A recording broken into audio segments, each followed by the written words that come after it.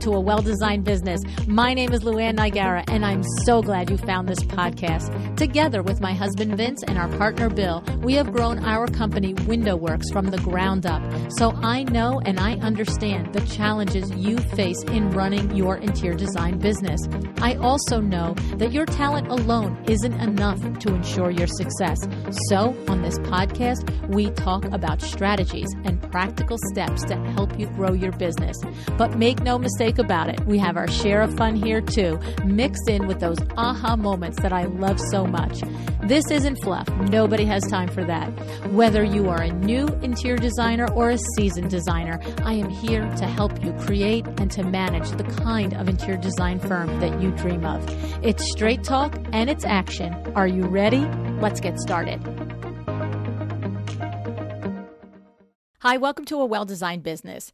At this point in the podcast, we have heard hundreds of stories, right, of designers launching their business. However, I love that each story is unique, even if there are similar elements, right? Because why? Everybody has their own fears, doubts, and strengths, and everybody has their own level of determination.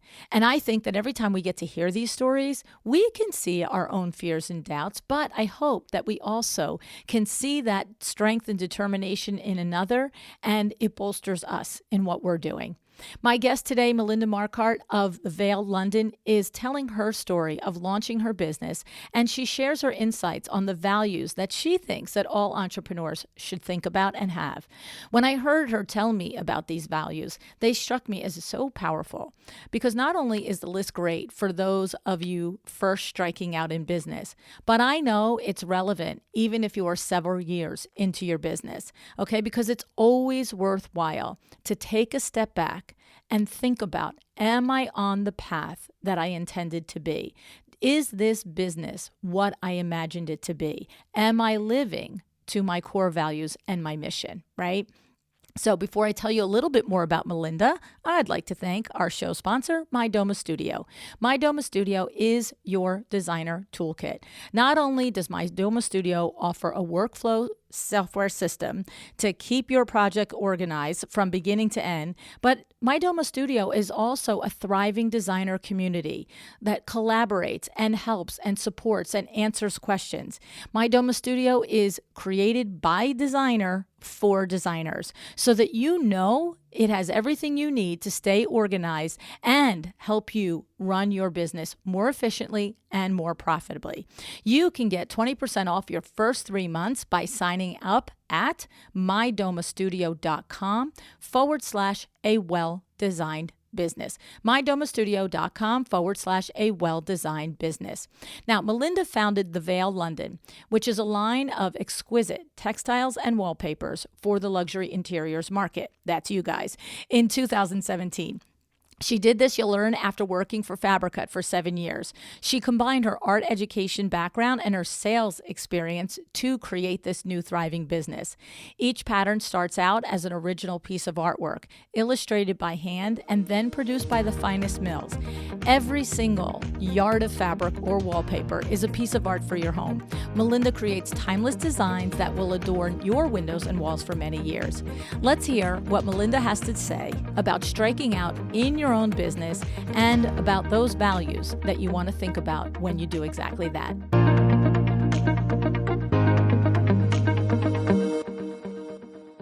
Hi, Melinda. Thanks so much for joining me on A Well-Designed Business today. Hi, LuAnn. Thanks for having me. Melinda, I'm so happy that our mutual friend Raymond has introduced us to each other. Raymond has a PR firm. Tell us the name of his firm, Melinda. Raymond Schneider PR. Yeah, right here in the New York, New Jersey area. And he's sent me a lot of his clients over the years. And what I love is that they're all good people. And because that's Raymond, right? He's also the good egg, right? That's exactly why I picked him. I just had this really good vibe from him. Absolutely. Giving, generous, loving, happy, all the things. I love every conversation I've had with him. So I'm looking forward to this because, like I said, as soon as I know somebody comes from Raymond, there's a nice little vibe there. Anyway, so we were talking, you and I, about what would we talk about today.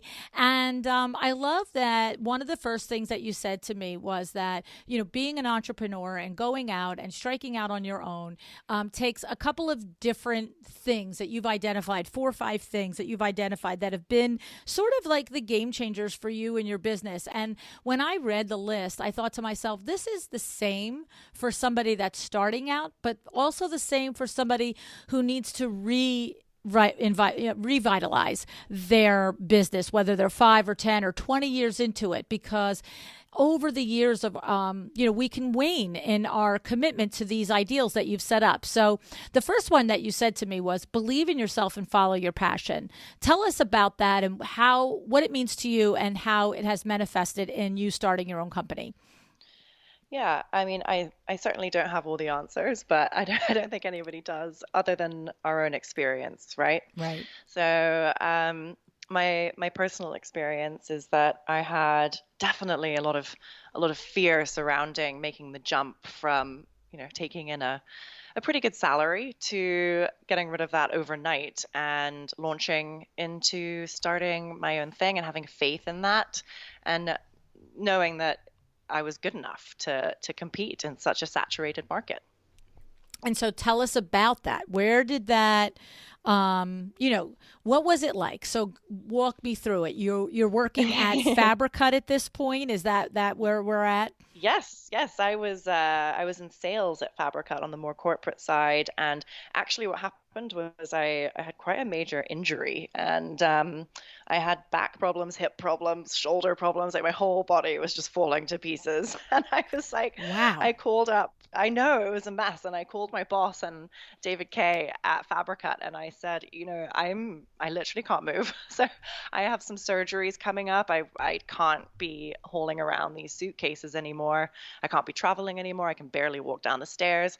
And he was like, well, that's unfortunate. so, so I said, he's like, well, you can still be an employee if you like. I'm like, well, yeah, but what am I going to do? And I said, I'd really like to design. And he said, okay, you can try doing that. And they gave me the opportunity to design for the New York Botanical Gardens collection for Vervain. Wow.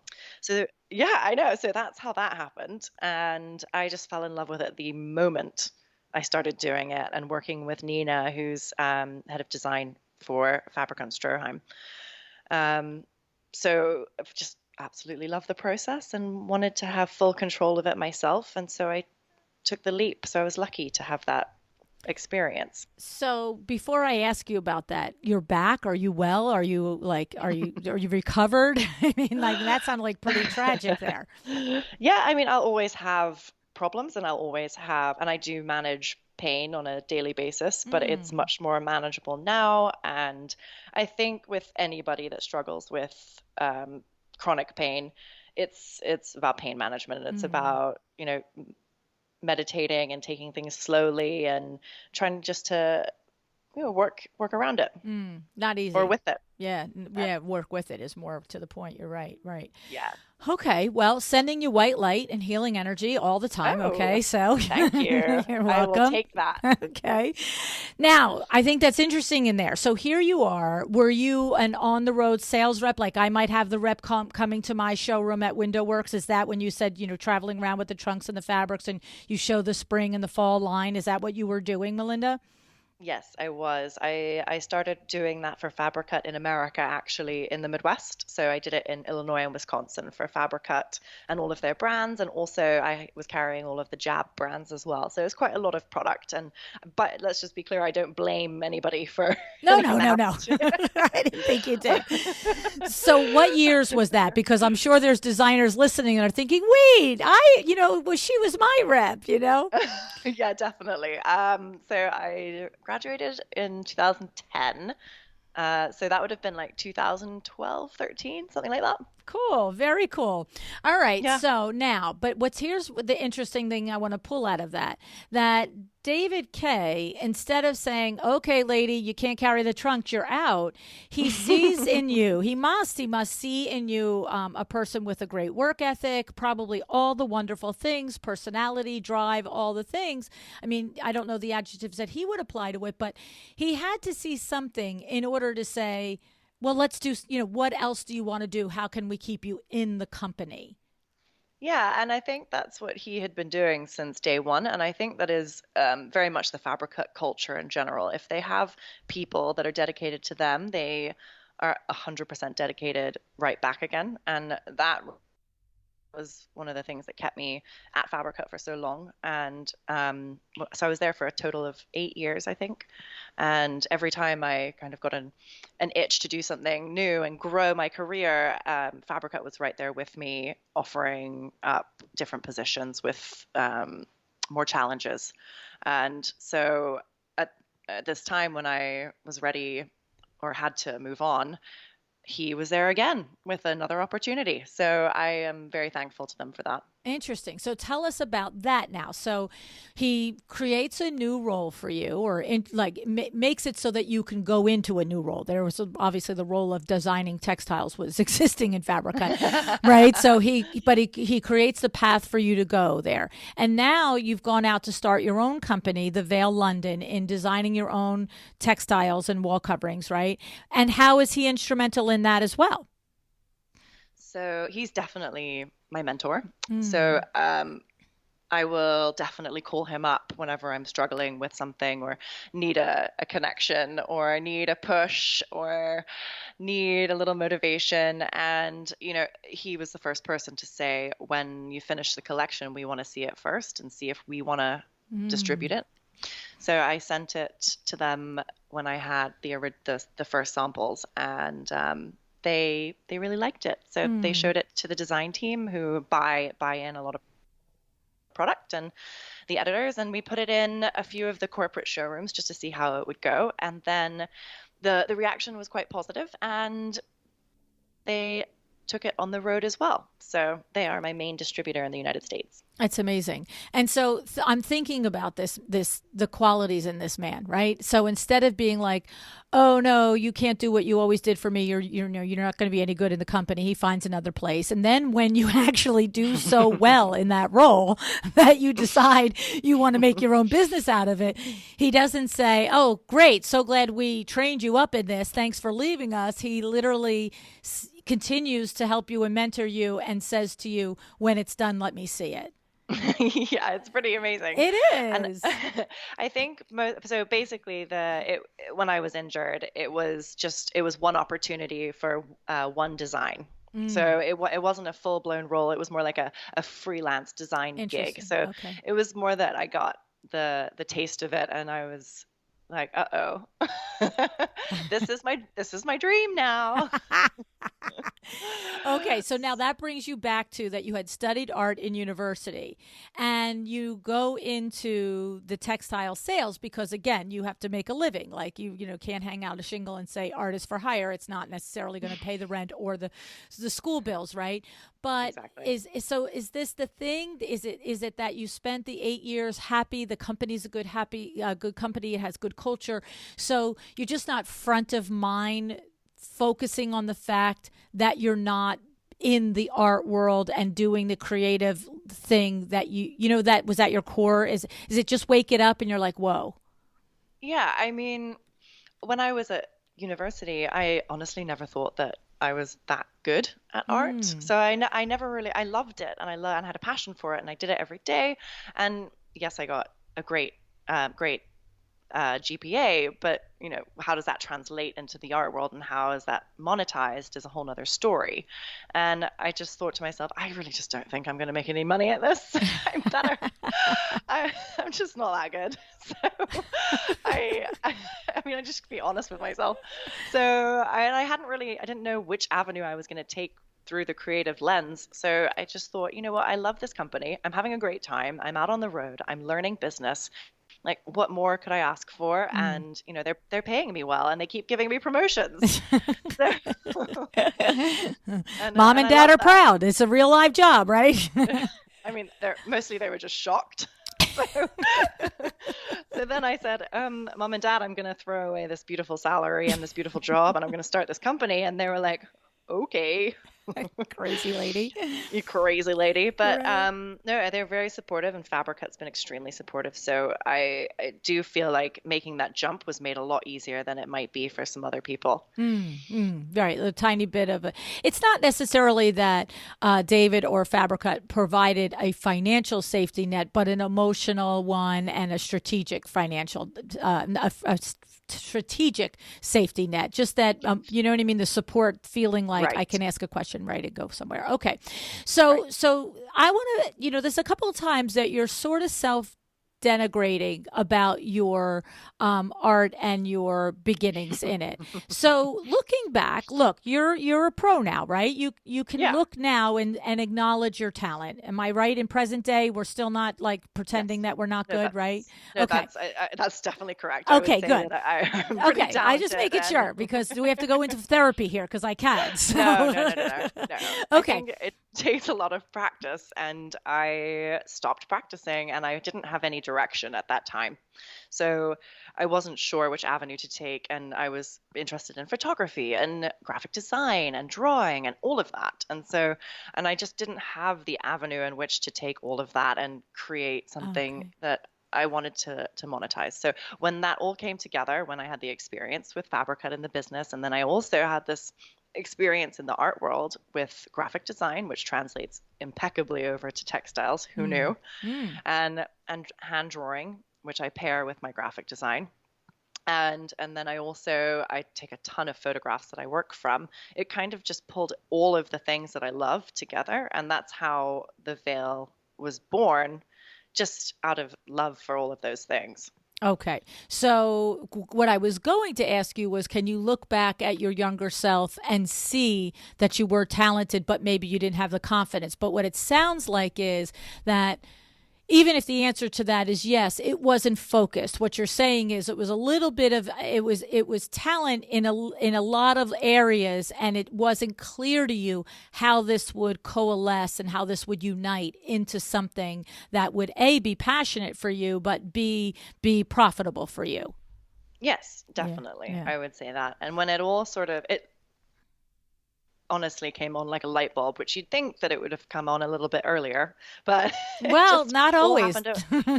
Yeah, yeah. And they say that all of the adults say when you're just graduating from university, they say, "Oh, you'll find your way, you'll find your path." And you're thinking, "Will I though?"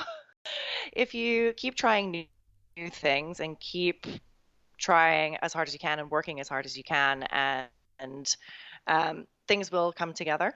And that's how I feel about trying the business side of things, trying the art side of things, trying uh, to the different countries and different territories. You just learn a lot, and everything will come together.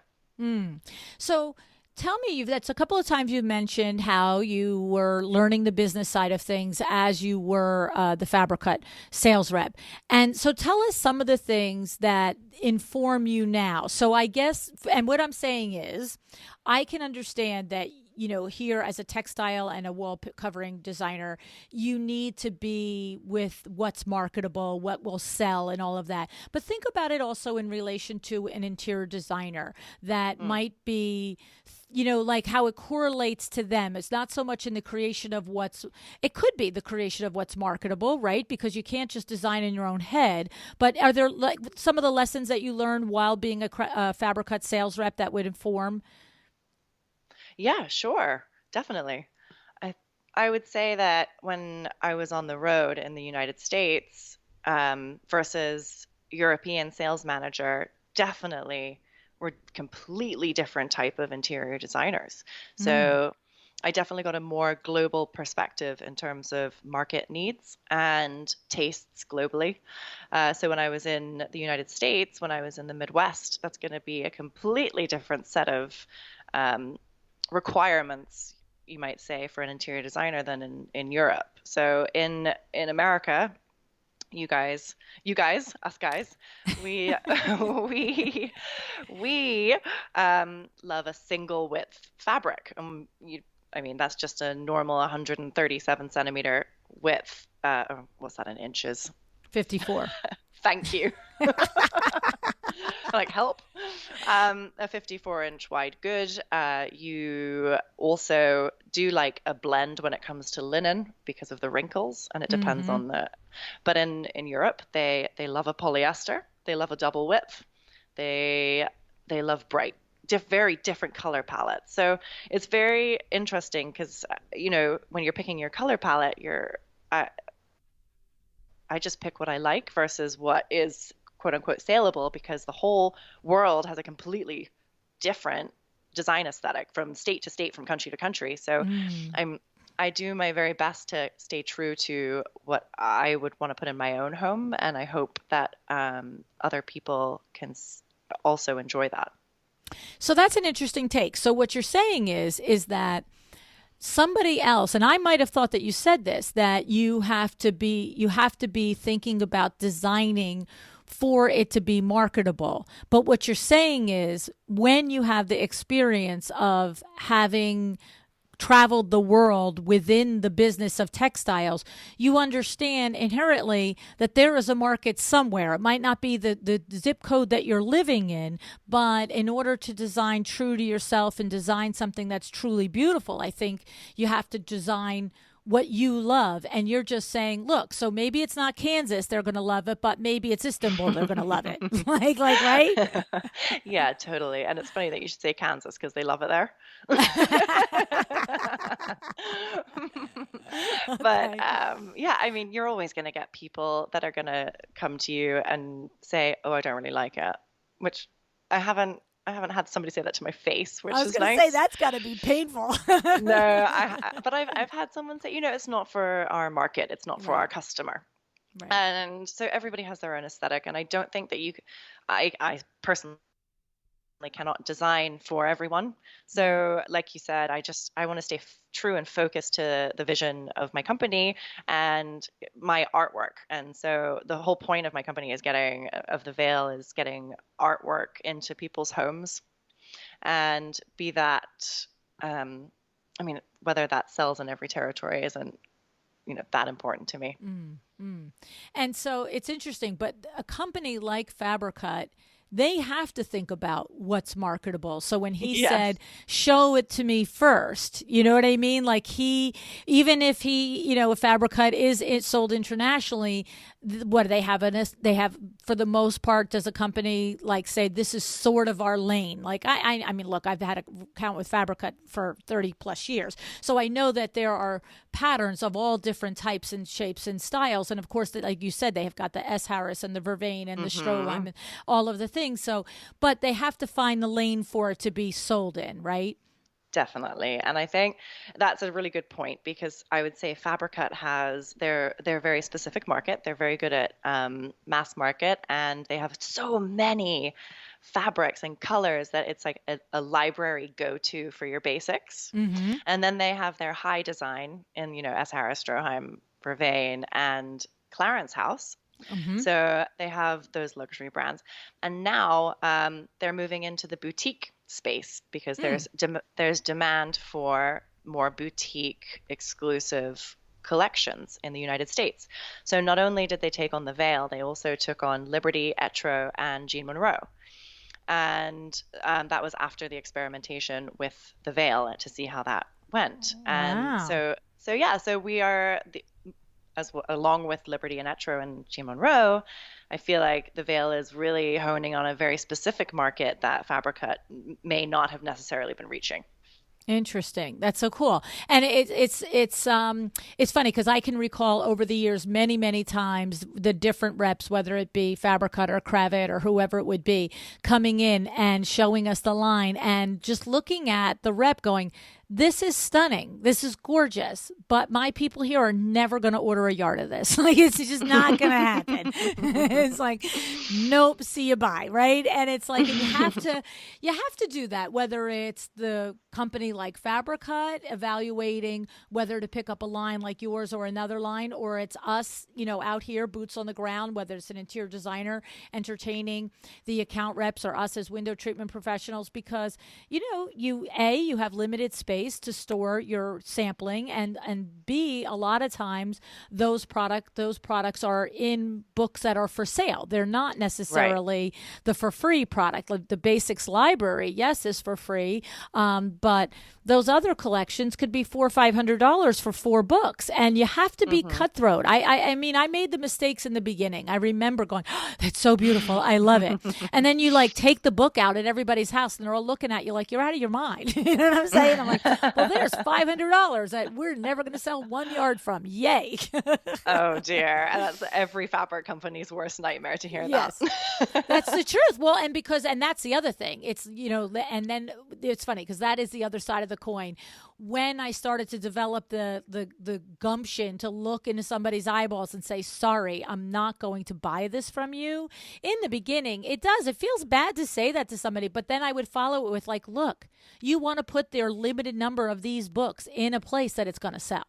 You know what I mean? Yes, And I now completely they agree. just look at me and they go, I said, "Don't even open that book." And they're like, "Okay, fine." Like, it's not us. You know us. Come on. I would completely agree with that. And I would prefer to stand in front of a designer who knows what they're talking about and says, I'm not going to sample every single color of every single pattern because that is a waste of your money. And Yeah. also, do you know how much a memo costs? Yeah. No, how much? I would say it cost me roughly $12 per Whoa. memo. Yeah. Yeah, yeah, yeah, Yeah. yeah. Oh my goodness. Yeah, I mean, we order them like, hey, whatever, let's just fill up our cup with water and order 20 more memos again, right? Yeah. Ugh. Yeah. I have to tell you, at Window Works, we're meticulous about sending them back. I Mostly because I appreciate don't that. want them around me. It's like, get it out of here. Yeah, No, but they're yeah. a fortune. Yeah. Yes, yes. I never stopped to think about what they actually cost a company to do, let alone the packaging, the handling, the blah, blah, blah, blah, blah, right? hmm Yeah. Yeah. Okay. All right. So here's the thing. Neat opportunity. You have this early experience into art, into creativity. You need to make money. You need to get on the road. You're in a company where it crosses over at least. You're dealing with beautiful fabrics and things. You're learning business along the way. You have a tragedy, but from that tragedy is the silver lining, and David Kay creates this silver lining for you, which is awesome. And then really fully come to understand. And it goes back to what you said, believe in yourself and follow your passion. And the 8 years of doing that, and now you arrive at that and you're like, I'm ready to go. And so now you talk about identifying your strengths and valuing yourself and respecting your relationships. Tell us a little bit about identifying your personal strengths and valuing yourself. I think this kind of goes into branding a little bit, Mm. in terms of um, what you're good at and what your focus is for the brand. So for us, the values that we have are to be environmentally friendly and to be kind and to treat everyone with respect and to make sure that comes through in business practices. So those are the values that I hold personally, and also what the Veil holds as well as a company. Well, it's funny that you say that.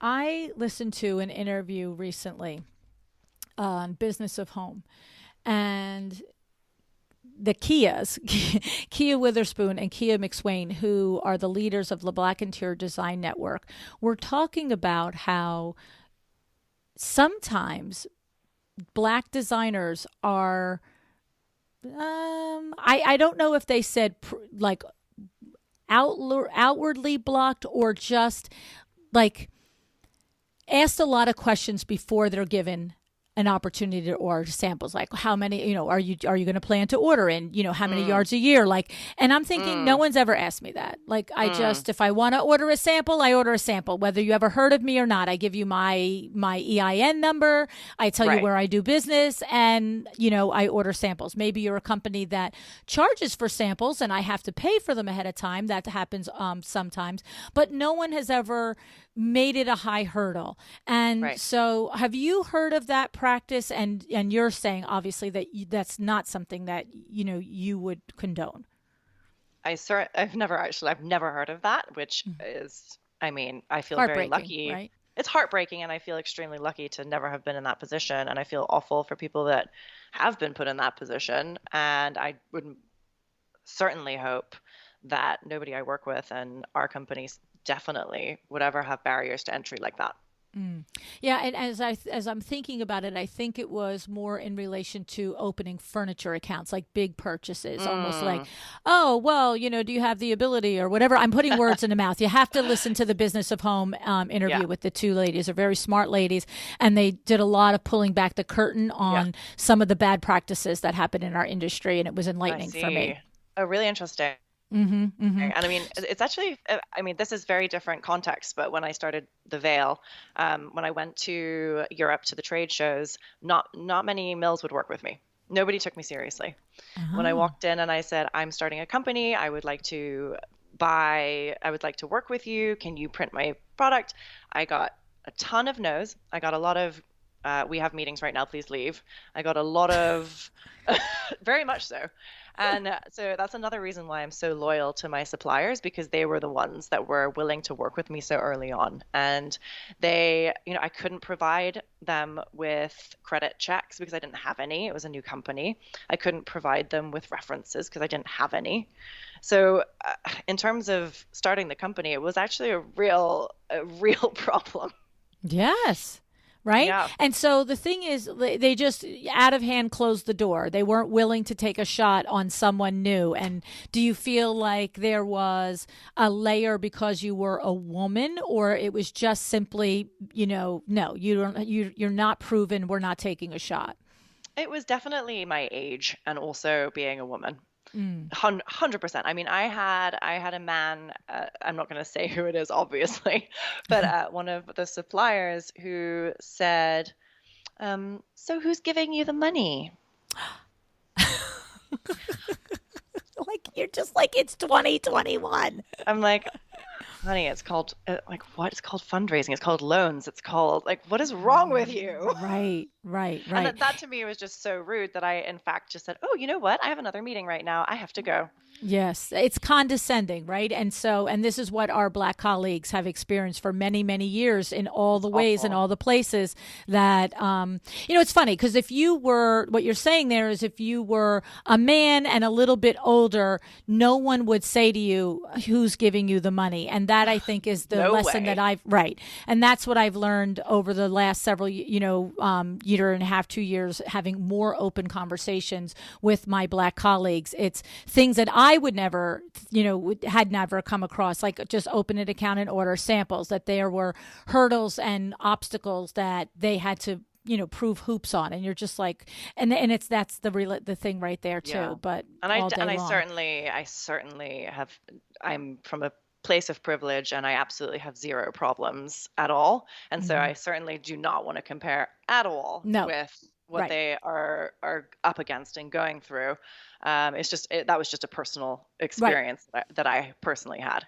No, 100% sitting in the same place and chair of privilege, and just learning the lessons as we go through and having the compassion now and saying, oh, okay, this is really big. So, okay. So, interesting. And, look, it's a new world order and we need to be a part of it, and the conversation needs to be relevant so that we, somebody else, can learn something. So appreciate that you have a policy of inclusion and everybody and all the things there. So that's awesome. All right, Yes. now, yeah, definitely. So again, identifying your own strengths. So now you're leaning into your branding, and you said that's coming out of your core values and what's important to you. And then you're only what, 2 years in this business, right, Melinda? Yeah, I would say the first collection launched in 2000 at the end of 2019. But there's a lot of there's a lot of work to be done before you can even launch the first collection. So we've been in business since at the end of 2017. Mm. And I know that from the many interviews I've done with a lot of the collaborators and licensors with Cravat, that from the time you look at a company and say, or in your case, you look at yourself and say, we're doing this, it's a couple of years before that piece of fabric hits the airs, the airwaves, right? It's like, oh, Yes. okay, now you're born. It's long, you build a baby faster than you build a fabric, quite Oh frankly, my right? gosh. It took a full year, and I that whole year was so difficult because you're everyone's looking at you, like your friends and family, like, what are you doing? Like Mm. we don't see any products coming out. We don't see any money coming, and you've quit your job. You're doing nothing. And I'm like, I swear, I'm doing something. I Wow. swear. So So you, that's where that self doubt and maybe imposter syndrome could creep in, right? Where because I got to imagine. So, this is a good analogy for a designer starting their own business. That first mm, year to 2 years, you could have, we all talk about those first couple of projects, your mother's best friend, sister, and your girlfriend, and all of those things. But it could be 18 months or 2 years before you really feel like you've got some steam under your legs. And talk to us about that. What kind of fortitude did it take, and what kind of self talk did it take, and what actions did you take in order to keep yourself looking at the prize and during those first couple of years before the collection came to light? yeah, and that was actually a really difficult time because you have no idea if you're going to be successful. You have no idea if what you're doing all day, every day, alone in your in your apartment. It's basically it was COVID before COVID. I was completely self-isolated for a year. You did pre COVID. I did. In fact, when COVID came around and everybody had to work from home, I was like, "Oh my God, I'm not alone anymore." But yeah, it takes a ton of mental strength to continue to get up and continue working on something that you have no idea is going to be well received or is going to work or is going to turn out the way that you're imagining. And Hmm. that was definitely the biggest struggle that I came up against. And luckily, I just tried to talk to as many people as I could in the industry, and I had Fabrica to bounce ideas off of, which was great. Well, it's funny because I really do think that's a relatable thing. I have had the privilege of talking with a lot of interior designers in that first 2 to 3 years of their business, and it's the same. It's you can get one project and not get another project for weeks or months, and you're just wondering, is this going to work? I mean, I even remember talking with Sandra Funk at House of Funk one time, and in hindsight she was saying, I can very much recall looking back thinking, as I was finishing up a project, thinking, will I get another? Will I get Hmm. another? Like, this has been great, but will the phone ring again? And, it takes a long time to trust that, oh, the train is continuing to move. Keep doing the right things. Keep putting one foot in front of another. But, in the Hmm. beginning, when the projects are spaced, it's much more difficult to believe in that, right? You need to really dig deep inside, right, Melinda?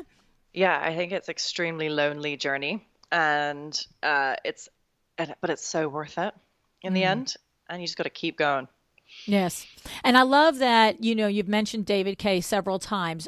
I just did an article for Window Fashion Vision magazine in the last couple of months, and it was, you need to find mentors. They can be paid coaches, they can be colleagues, they can be a previous boss, but Hmm. it's whatever the form it takes. I really do believe you need to be able to do just what you've described. Look at somebody and just check yourself. Is this a good idea? Or, Right. okay, just prop me up today because I'm 100% sure, I'm completely doing the wrong thing, right? Felt Yeah. great yesterday. Today it feels like nonsense, right? Oh, totally. And I will have complete meltdowns on the phone with David. And he's like, okay.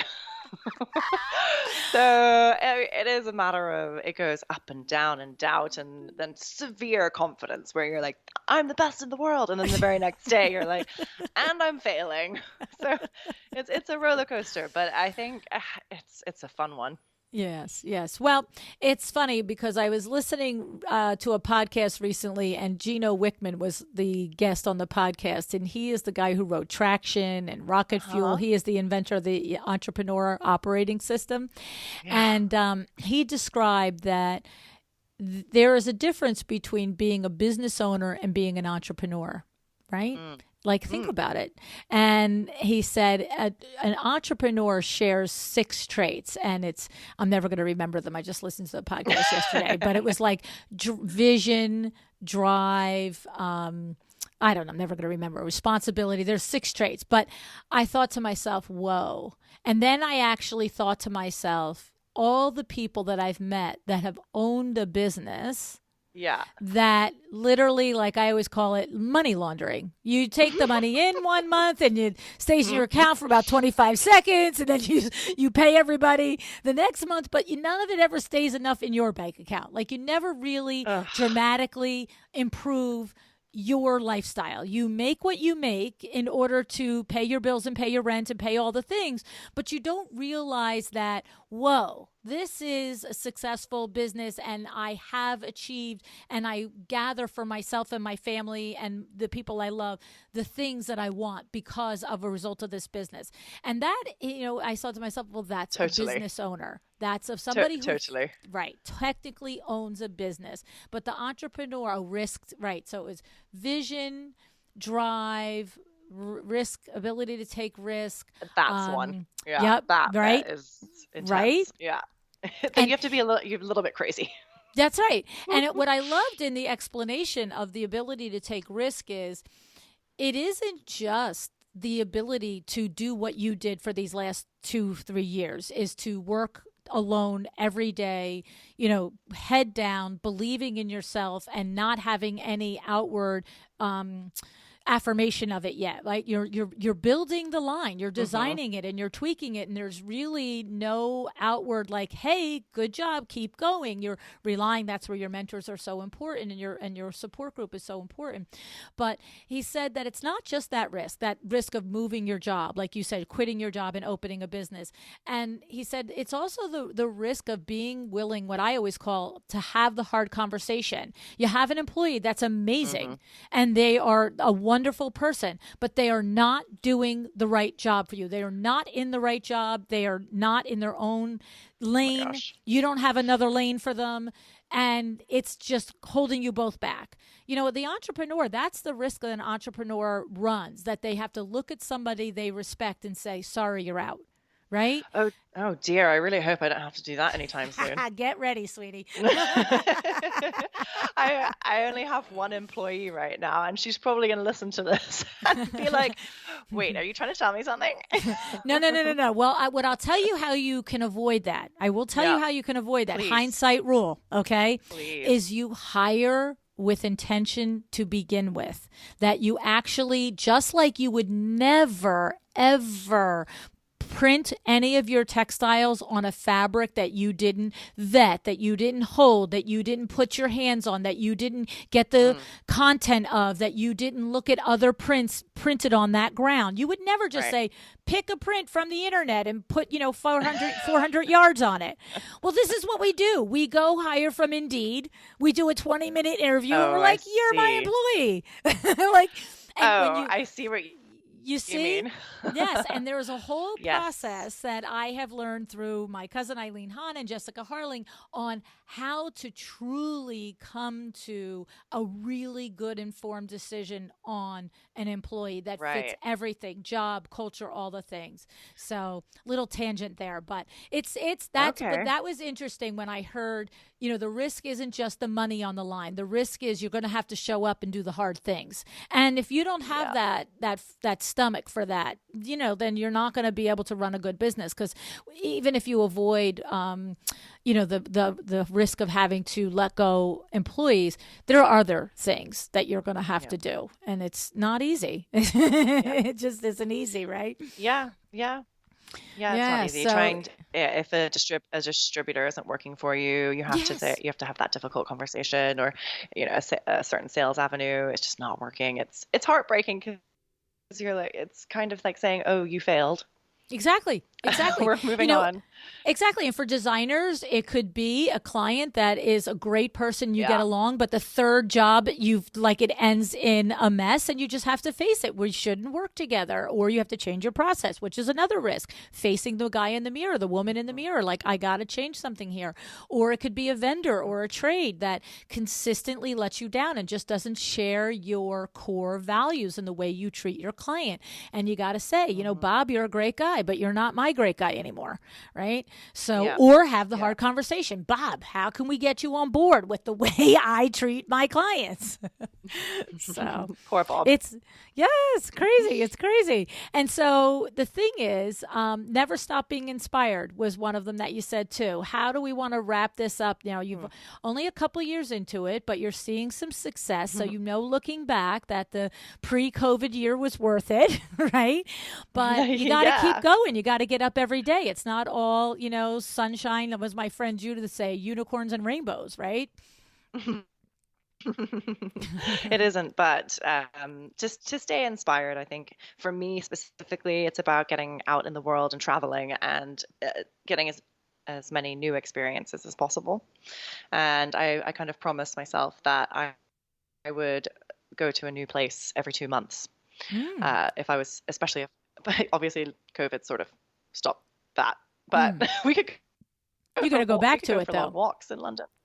Oh, even that, right? Well, because it does. It probably gets your brain going, right? I had this experience. I had last couple of months. I had my hip replaced, so leading into the hip surgery for the last 7 or 8 months, I was not walking. I haven't been running in 3 years, for crying out loud. It's a pain, but all the things. And so now in the last week or so, I'm like, okay, I can do a 15-minute walk in the morning. And I came back. I did a week ago was the first time I did it. I came back. It's a big deal. I filled the Voxer of my assistant on a 15-minute walk. It was like, oh, that's right. I left my creative space. Like, it was like, bang. You got to get out. You got to clear the brain. And for you as an artist to create, traveling and even just walking around London is the way to do it. Yeah, I think so. And I think clearing your head, and if I'm getting bogged down in something or I'm feeling frustrated about something, to just stand up, walk away, have a breath of fresh air, take half a day off, honestly. And I know if you have downtime, you're going to be way more productive in your own time. Right. Well, it's true. That's what I learned 2 weeks ago. I was like, oh, I haven't been doing this in a year. Look at all the ideas I got. I hope your hip is getting better. Yeah, every day it's better and better, gets there, and I'm looking forward to being completely behind me. But yes, and of course, like I said, I just really, looking back in the last year, I underestimated and took for granted how many of my creative ideas came from literally unplugging and walking and running and all the things, biking, all the things that I used to do. So I can't even fathom how important it is as a designer, whether it's designing homes and trying to figure out the proper, what's the inspiration for that amazing chandelier that should be in the foyer, or like a weird floor plan, like what's the Rubik's Cube of making everything fit, or for you coming up with yet another pattern, to put on a textile. It's got to be even so much more important to be able to tap into that inner self, right? It is, yeah. And I think, having gone through that experience of having hip shoulder surgery, just not unlike you, I also used to find inspiration through exercise and through being active.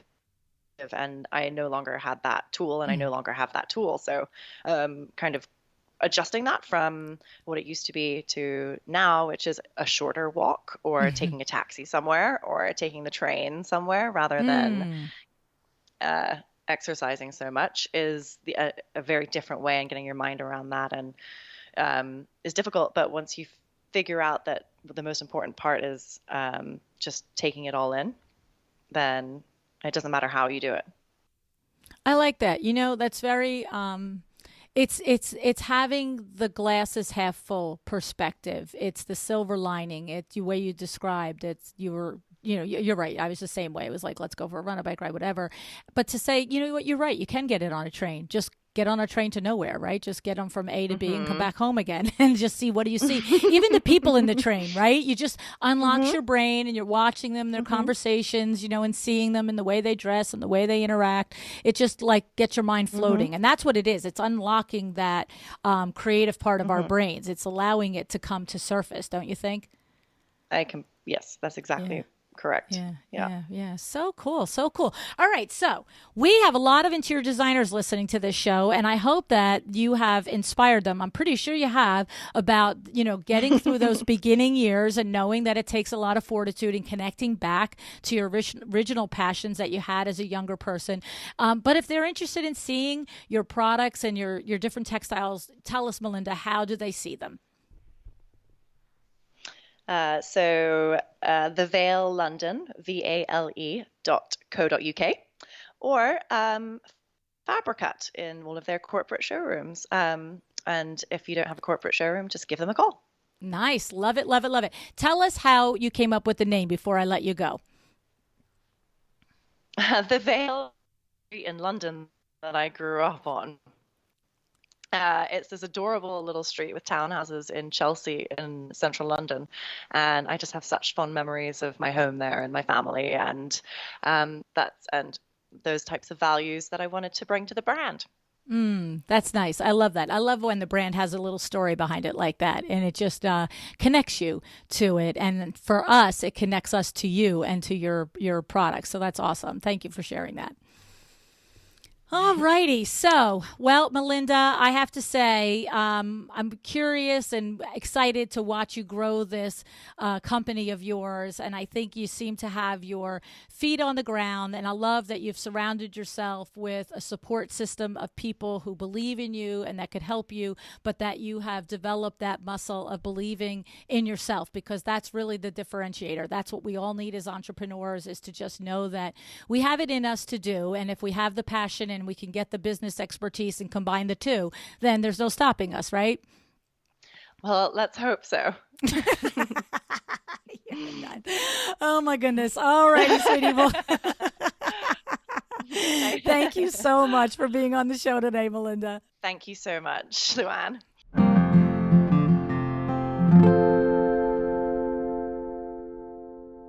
I'm so happy to have been connected with Melinda. And of course, I said I owe that ultimately to one of our very early guests on the show, Gail Davis. This was episode number 47.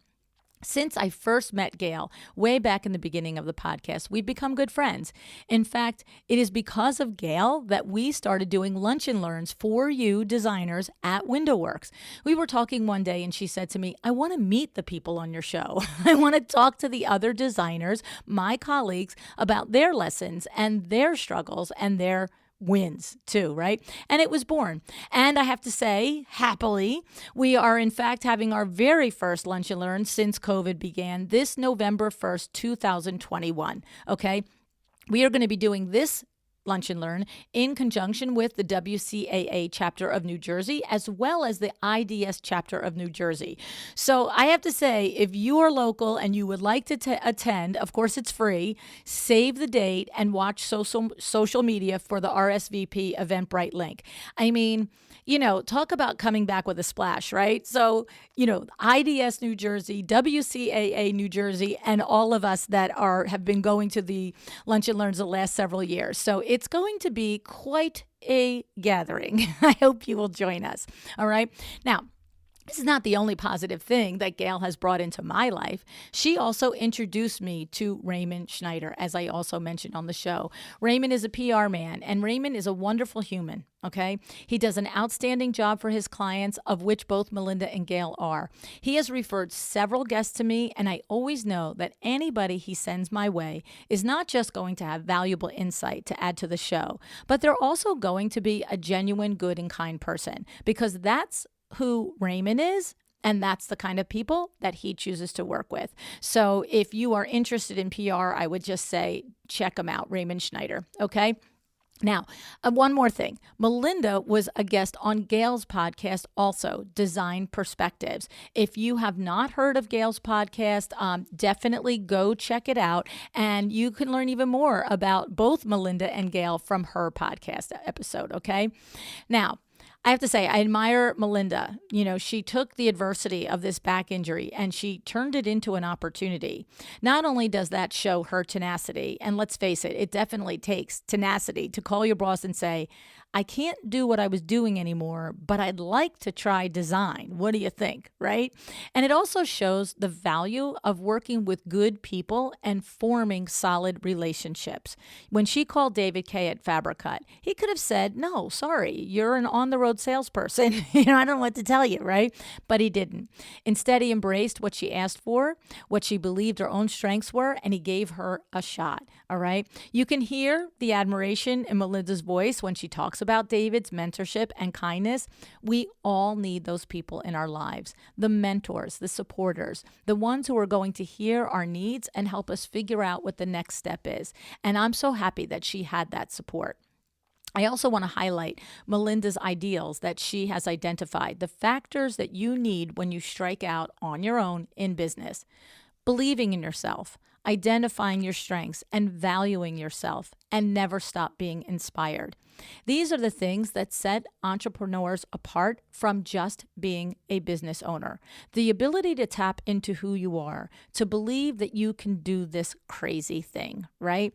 To find your strengths and to put them to your highest use so that you can show up every day and bring value to the table. This is what being an entrepreneur is about. Look, we're all creatives at heart. And because of that, running the business can sometimes be difficult, right? Feel difficult, but actually be difficult. And Melinda's story shows that you can learn the business side. You can figure that out by listening to other people's trial and error, by outsourcing what you need to, by getting clear on what you need to figure out. And you know what? Just going out and learning it. Don't forget that part, right? But it's the passion, the values, the inspiration, the creativity. That's what will fuel you. We know that. I've met you. I know that. Okay. But you do need both sides. You need to have the inspiration and the passion. And of course, you need to design the business strategically. So before we end today, I also want to talk to you and remind you about another guest on the show who relied on that passion and creativity as well. Jenna Christensen, episode 628, had a similar background. She went to school for art, then she went into the corporate world before coming back to her roots and her passion. In her episode, she also talked about the importance of values, which is exactly what Melinda stressed today. So getting clear on your values is vital. It's what's going to guide you when things get murky. All right. Values, your core values, your mission, these are what get you back on track when you start to lose your way, or you start to be overwhelmed, or you start to feel like there's so much business, so much opportunity, you're not sure what to do, or when you hit those lulls, when there isn't enough business and maybe there doesn't feel like there's enough opportunity. Tapping into your mission and your core values is a great North Star, okay? So head back and listen to Jenna's episode as well. And I want to take a moment to remind you about my new series of Zoom meetings, Inside Voice, Outside Voice, right? This is our chance to spend an hour, talk with each other about the challenges that we're facing, talking through to solutions. Each month is only $36 for you to attend, and I'm giving half of the proceeds to charity. The August 2021 charity is the Valerie Fund. So please go to InsideVoiceOutsideVoice.com for the details. And you will see the charities that have been lined up for September and October as well. Okay. Thank you, Melinda, for a wonderful conversation today. And I hope that whether you out there are just striking out, or maybe you've hit a little plateau and you need to regroup and figure out what's next, that you think about the ideals that Melinda mentioned and you lean on them to guide you. All right. Thank you so much for joining me today. You know what I want to say before I go? This is crazy. But you know what I just learned? I have to say, I haven't really much worried about or considered my rankings in iTunes, right? I'm here with you. I'm doing my thing. It's all working. I talk to you, you talk back to me through Instagram, at live events, through Facebook. It's all good. And I've sort of said whatever about rankings. But you know what I learned? I learned this week by listening to someone else's podcast in the podcast industry that the rankings are somewhat based on subscriptions. Okay. And because definitely can't be based on reviews because I have nearly 600 reviews. Okay. And so I've looked at it and I've thought, whatever, but subscriptions. And then this podcaster showed a place to where you could see how many people have actually subscribed to your podcast. And here's what I know to be true. I know that I have anywhere between 6,000 and 10,000 interior designers listening to this show on the regular. Okay. It's a significant number. And I thank every single one of you for showing up and listening. But you know what I found out? That there's less than 2,000 subscribed. Isn't that crazy? So if you listen to the show on the regular, maybe you go to my website and listen to it, whatever it is, and you haven't subscribed, I'm just saying, would you go subscribe? Like go to your podcast app on your phone and subscribe. Of course, it's free. And do I have this burning desire to be at the top of iTunes? No. But, knowing what we're all doing here, it would be sort of cool if the stats showed it.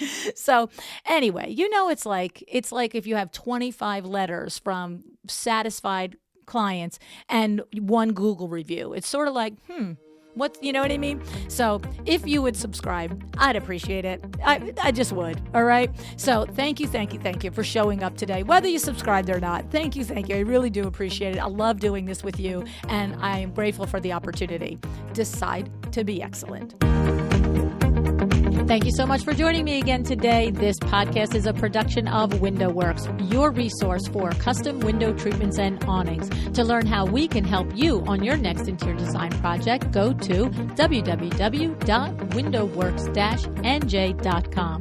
And if you're interested in working with me on your business, either through masterminds or one-on-one coaching, or you want to know how to get my book, The Making of a Well-Designed Business, or you just want to know what's going on in the podcast land and where I'm going to be, all of that is found at LuAnnNigara.com. Thank you so much. Have an excellent day.